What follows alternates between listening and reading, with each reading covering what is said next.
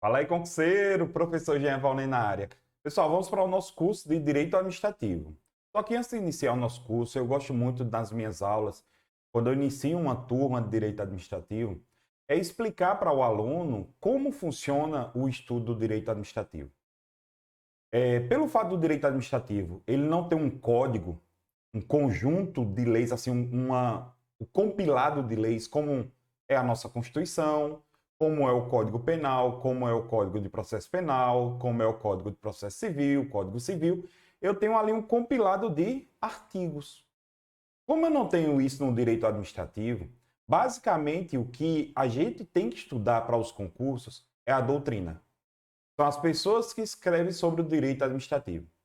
Então a banca, ela normalmente faz o quê? Ela pega uma doutrina, né? Pega um livro, como esse daqui, ó, tá aqui, ó. Esse marronzinho aqui, ó, é de o Celso Antônio Bandeira de Mello. Veja só, ele pega esse livro, uma banca vai pegar o livro e vai fazer, sabe o quê?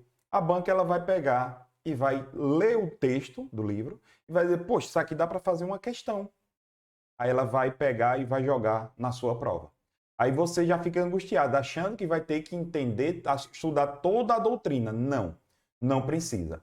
Sabe por quê? Porque normalmente, de acordo com, independente do doutrinador, certos institutos sempre têm a mesma definição, mudando de um para outro doutrinador, porque ele tem que fazer o seu diferencial.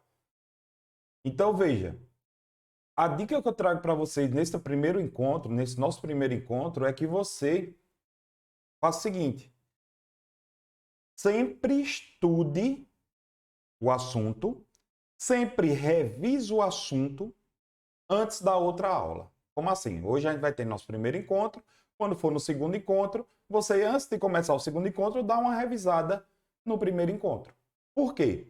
Porque vai ter situações que a gente vai estudar agora nesse primeiro encontro que a gente vai precisar dela lá no nosso último encontro. Então, são conceitos que sempre estão relacionados. Os assuntos do direito administrativo, eles sempre são relacionados. Então, eu não posso, nesse primeiro momento, desmerecer nenhum deles, porque eu preciso entender toda a base do direito administrativo. Perfeito? Tá combinado assim? Então, pau na máquina. Vamos trabalhar no nosso primeiro tópico. É grandão o nome, né, do tópico, olha só. Mas eu vou destrinçar para vocês. Olha lá. Nosso primeiro tópico é exatamente a, com relação ao Estado, governo e administração pública. Aí o que é que a gente vai estudar dentro de Estado, governo e administração pública? Conceito de direito administrativo, né? Conceito de administração pública, elementos que compõem o Estado. Pessoal, os poderes a gente não vai estudar nesse primeiro momento. A gente vai estudar isso aqui no nosso terceiro encontro. Lá no nosso terceiro encontro. Quando a gente for estudar poderes administrativos. Organização também a gente não vai estudar nesse primeiro encontro. A gente vai estudar lá no segundo encontro, que eu vou separar. Vai ficar melhor para o entendimento dos senhores e das senhoras. Lá no segundo encontro. Natureza, fins e princípios, a gente vai estudar agora. Exatamente, e vamos também estudar as fontes e os princípios do direito administrativo. Beleza? Então vamos lá. Primeira coisa que eu quero mostrar para vocês são os elementos de formação do Estado. Veja, para o Estado existir, ele precisa da formação, ele precisa ser constituído de 3 elementos: povo, território e governo. E esse governo tem que ser um governo soberano. Veja, você não precisa decorar o significado de cada um desses, porque quando as bancas cobram, ela cobra exatamente isso. Perguntar, são elementos constitutivos do Estado: povo, governo e território. Pronto. Basicamente, a banca vai cobrar isso de vocês. Então, olha só. Então, o povo nada mais é do que o elemento, nada mais é do que o elemento pessoal do Estado. Ou seja, são as pessoas. São as pessoas. Já o território é o elemento físico do Estado. A base territorial. É a base territorial. Já o governo traz a ideia de administração. Eu preciso de um governo para administrar. Então, entenda que esse governo, ele tem que ser um governo soberano.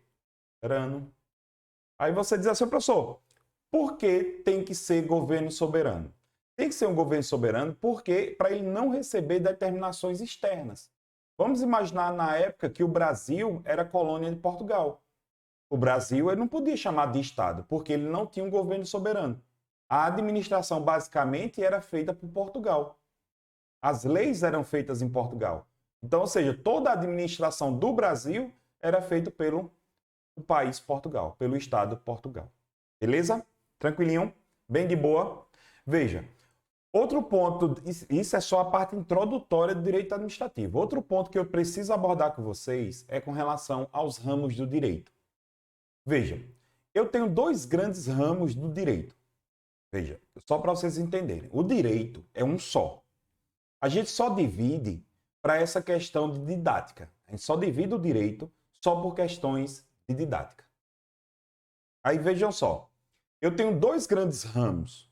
Eu tenho um ramo do direito público e tenho um ramo do direito privado. Veja, o ramo do direito público traz a ideia de superioridade com relação ao ramo do direito privado. O ramo do direito público vai reger as relações entre a pessoa, nós, administrados, e o Estado. Então, toda vez que a gente precisar, por exemplo, colocar o Estado, por exemplo, o município de Maceió, o município de Arapiraca, eu preciso colocar ele na justiça. Então, as regras que vão ser seguidas, como regra geral, é o ramo do direito público, porque o Estado ele tem superioridade com relação a vocês, com relação a nós. Veja, então, ramo do direito público. Veja, o ramo do direito público, ele trata da relação entre o Estado, vou representar por essa bandeira do Brasil aqui, e as pessoas. Mas essa relação do direito público traz uma ideia de verticalidade. Uma ideia de verticalidade. Ou seja, uma ideia de superioridade. Uma ideia de superioridade. Já o ramo do direito privado, ele vai reger relações entre as pessoas. Entre as pessoas. Como assim, professor? Veja, se eu tiver um problema com você, não pode existir uma relação de superioridade, nem de você para mim, nem de mim para você. A nossa relação é de igualdade. Então, a gente tem que trazer uma situação de direito privado. Por quê? O direito privado ele rege relações entre pessoas. Por exemplo, vamos aqui analisar a situação. Se eu mato você, né? Se eu mato você, a regra que vai ser regida é um ramo do direito público. Qual é? O direito penal. Vai ser o Estado que vai me punir pelo homicídio praticado contra você. Agora, por exemplo, se eu alugo sua casa e eu não pago o aluguel e você me coloca na justiça, a relação de tratamento nossa vai ser um ramo do direito privado, ou seja, o direito civil, o direito processual civil. Perfeito? Então, só é você guardar isso. Toda vez que eu falar assim, é uma pessoa jurídica de direito público, aí você na sua cabeça, a gente vai falar muito sobre isso. Aí na sua cabeça você já resgata o seguinte, é quando eu tenho uma superioridade com relação aos particulares. Mas daqui a pouco a gente vai tratar de um princípio chamado de supremacia do poder público sobre o particular e a gente vai retomar essa ideia aqui. E veja, e o direito administrativo, ele é um ramo do direito público. Ele é um ramo do direito público. Tranquilinho? Show de bola? Pau na máquina, vamos seguir. Olha aí. Conceito de direito administrativo, olha aí. Ó. O direito administrativo, olha aqui, ó, é um ramo do direito público e tem por objeto o quê? Os órgãos, os agentes e as pessoas jurídicas administrativas. Professor, quem são as pessoas jurídicas administrativas? A União, o Estado, o Distrito Federal, os municípios, as autarquias, as fundações públicas, sociedade de economia mista e empresas públicas. Calma, professor, eu quero anotar. Calma você. Porque veja só, a gente vai voltar a retomar tudo isso.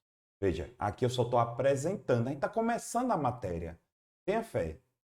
Confie no tio, que a gente vai vencer. A gente vai gabaritar direito administrativo. Beleza? Então vamos lá. Olha só. Que integram a administração pública. E essa administração pública ela pode ser administração direta e indireta.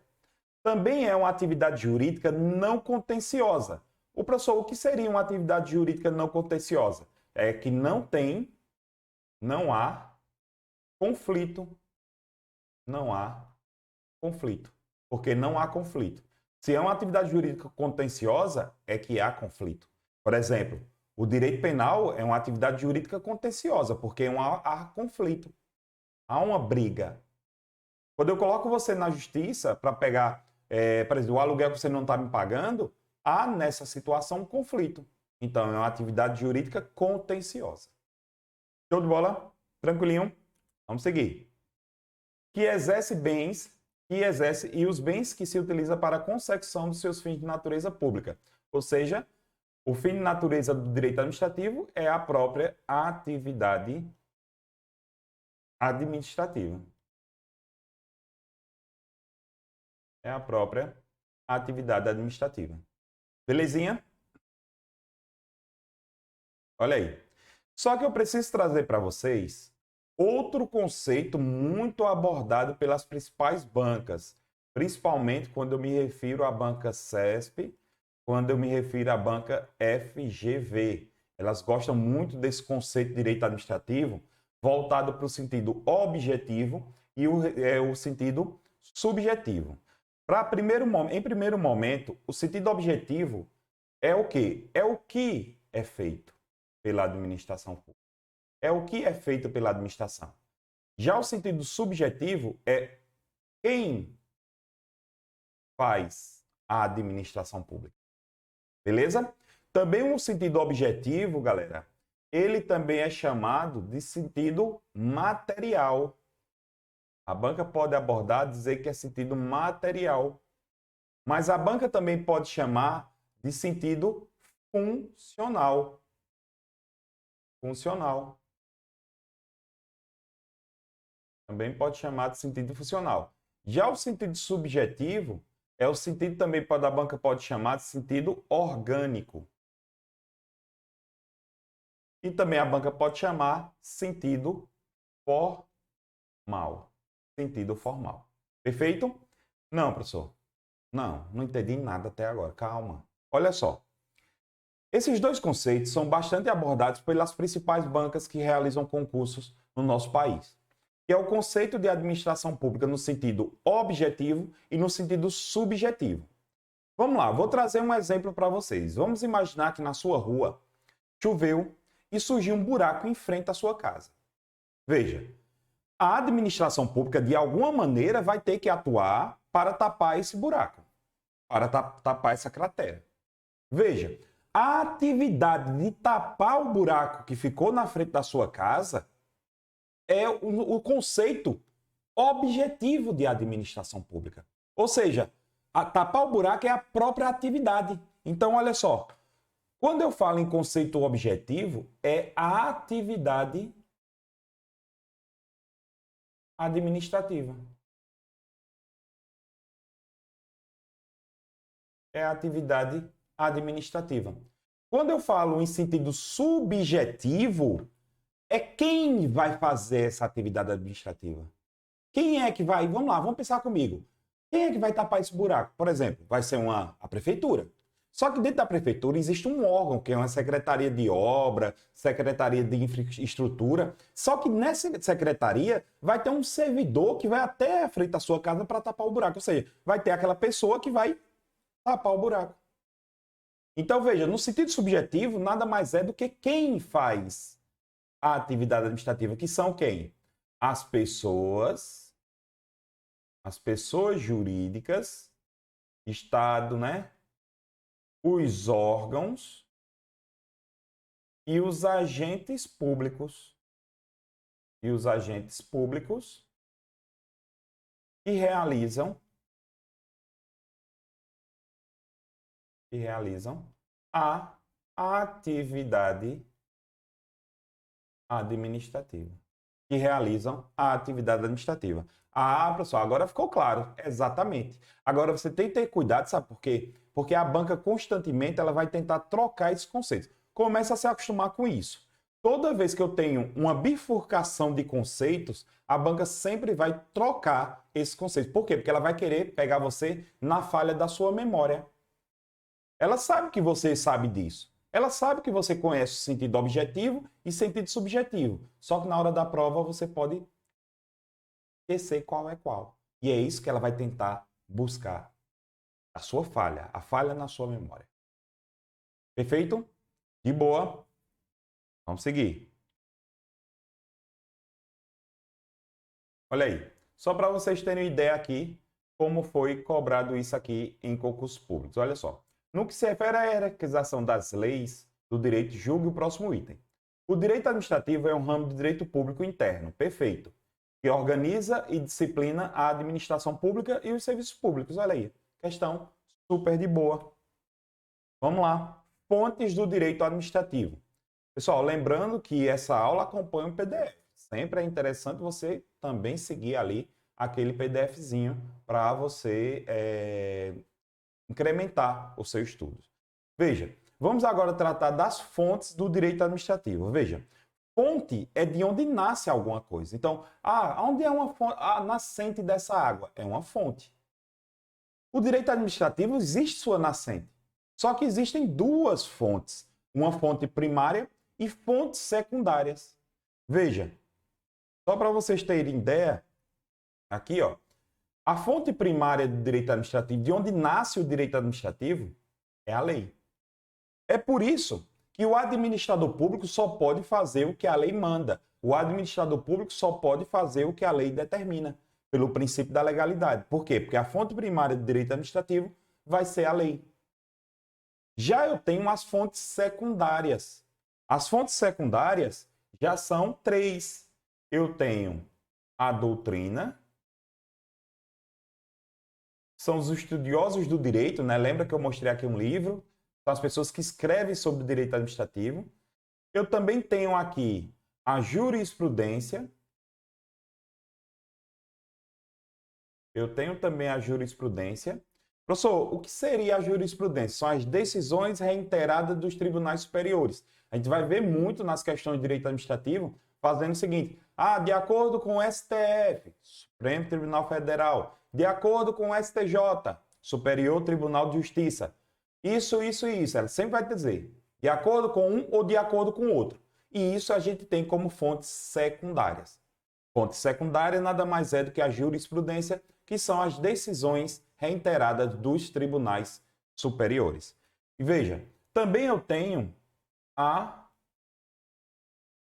os costumes.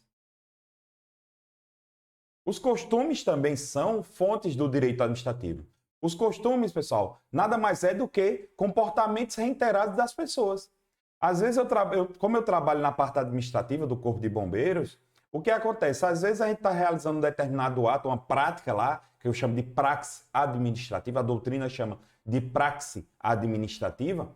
Às vezes a gente está realizando alguma situação ali, aí eu faço, peraí, me diga uma coisa, como foi que isso aí surgiu? De onde foi que vocês tiraram? Não, sei não. A gente sempre fez dessa forma, então se tornou o quê? Um costume fazer determinados atos administrativos.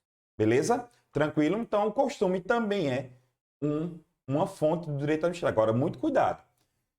Costume, ele não pode ser contrário à lei. O costume, ele não pode ser, como a doutrina chama, de contra legem, contrário à lei. Perfeito? Aí veja, eu tenho 2 sistemas administrativos que regem o direito administrativo em algumas partes do mundo. Eu tenho o contencioso administrativo e de jurisdição única. Veja, deixa eu explicar, trazer um exemplo para vocês, depois a gente faz as anotações. Veja, vamos imaginar, hoje, você vai pedir um alvará de construção junto à prefeitura de sua cidade. Certo? Então, você vai lá, vai pedir um alvará de construção junto à prefeitura de sua cidade, e quando você dá a entrada, você apresenta toda a documentação certinha, tudo perfeito, maravilha. Só que seu pedido de construção, no caso o seu alvará, foi negado. Veja, o que é que você vai fazer? Você vai recorrer internamente, ou seja, você vai recorrer dentro da própria prefeitura, ou seja, você vai procurar uma instância superior dentro da administração pública municipal. Certo? Beleza. Vamos imaginar que você recorreu e mesmo assim foi negado o seu pedido.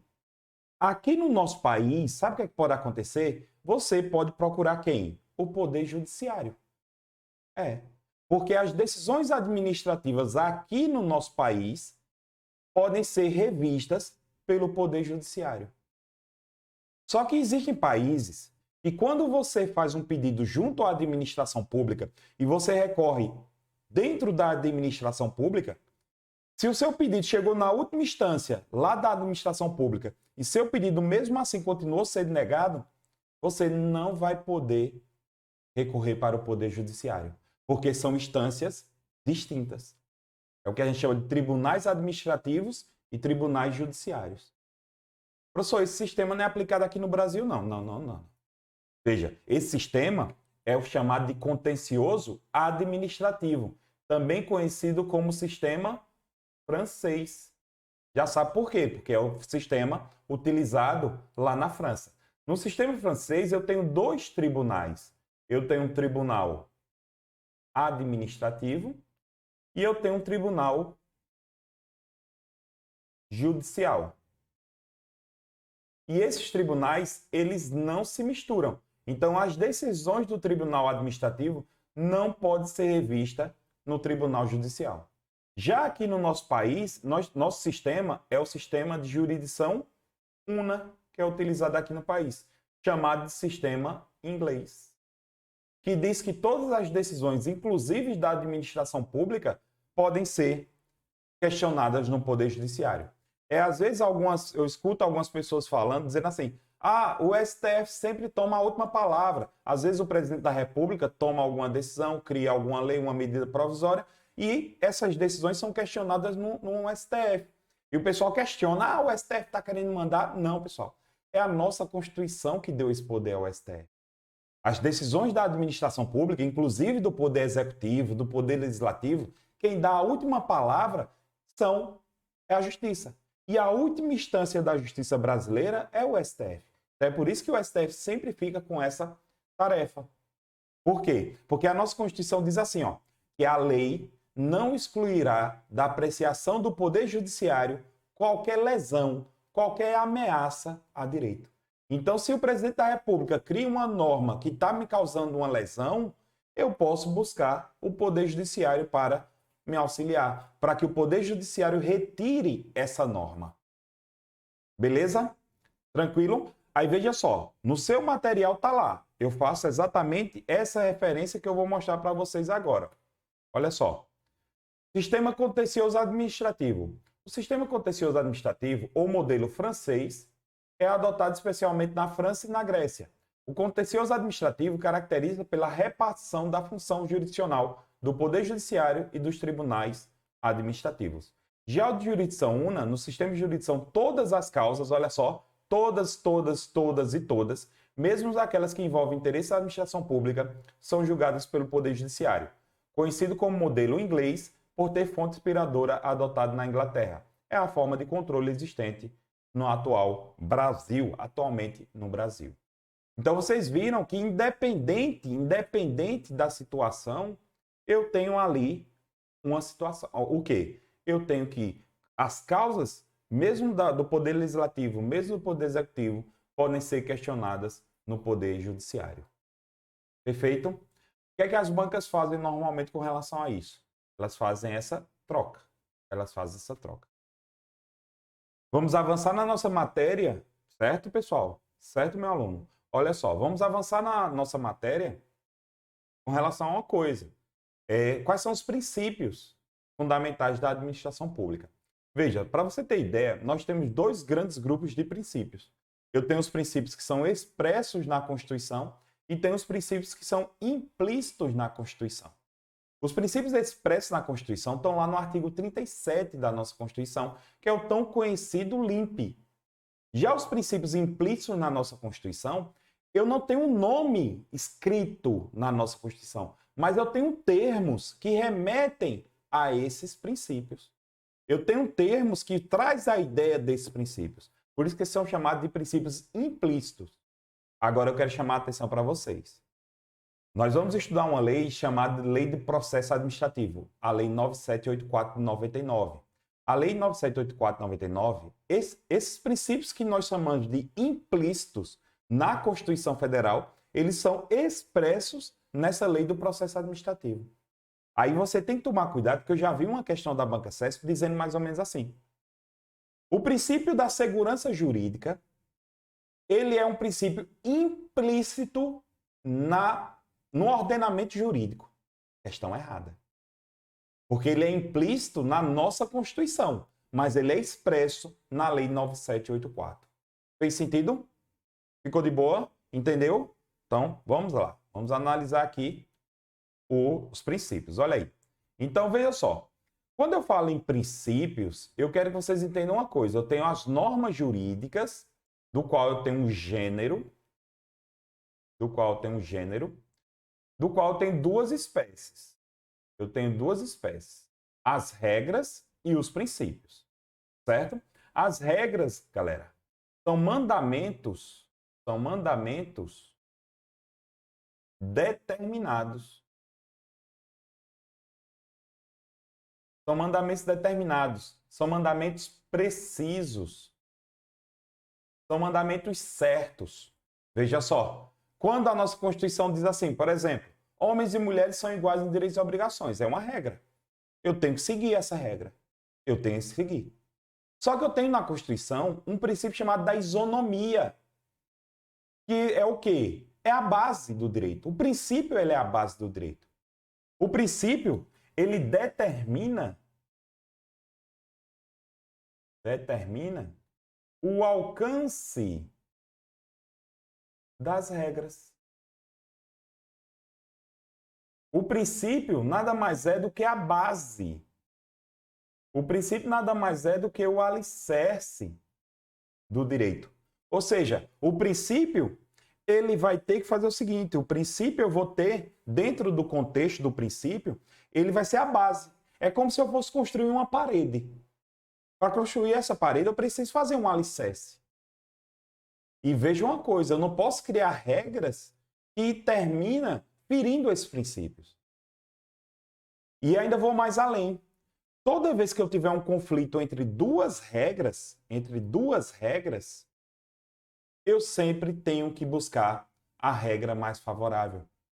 Eu tenho que excluir uma. Eu sempre tenho que excluir uma. Aí eu vou utilizar critérios, como critério da especialidade, critério da antiguidade das leis, norma mais atual revoga norma mais antiga. Mas tem um detalhe. Com relação aos princípios, se existir um conflito entre os princípios, eu não posso dizer que um princípio ele é superior ao outro. Não existe. Porque não existe superioridade entre os princípios. Não existe um princípio superior. Então, num conflito entre dois princípios, eu vou ter que analisar o caso concreto. Perfeito? Então, toma cuidado com isso. Aí, veja, como eu falei anteriormente, entenda aqui que eu tenho os princípios que são expressos, que estão lá no artigo 37 na Constituição, e eu tenho os princípios implícitos, que normalmente eles são expressos na Lei 9784/99, que nós vamos estudar também, lá no finalzinho do nosso curso. Aí, esses princípios, que são implícitos, eles são expressos nessa lei. Tranquilinho? Aí eu tenho aqui os princípios expressos. Ele fala, ó, a administração pública, direta e indireta, de qualquer dos poderes da União, dos Estados, do Distrito Federal e dos municípios, devem obedecer aos princípios da LIMP, é o famoso LIMP. Legalidade, impessoalidade, moralidade, publicidade e eficiência. Só que eu tenho também os princípios que são implícitos, porque eles não estão descritos no artigo 37. Então, nós vamos estudar princípio da supremacia do interesse público sobre particular, indisponibilidade do interesse público, motivação. Eu vou estudar quando a gente for tratar de atos administrativos com vocês. Quando a gente for estudar atos administrativos, a gente vai estudar motivação, porque lá em atos administrativos eu tenho um motivo, aí eu tenho que aproveitar e estudo motivação, razoabilidade e proporcionalidade, o que cai mais autotutela e o que cai mais segurança jurídica. Já a continuidade de serviços públicos cai mais no assunto serviços públicos. Tranquilo? De boa? Então, galera, veja só. Eu quero que você espere e já clique aí no próximo bloco. Quero que você já clique aí no próximo bloco, já siga aí o próximo bloco, que a gente vai dar continuidade. Vamos começar aí estudando os princípios expressos e a gente dá continuidade lá nos princípios implícitos. Tranquilinho? Até daqui a pouco.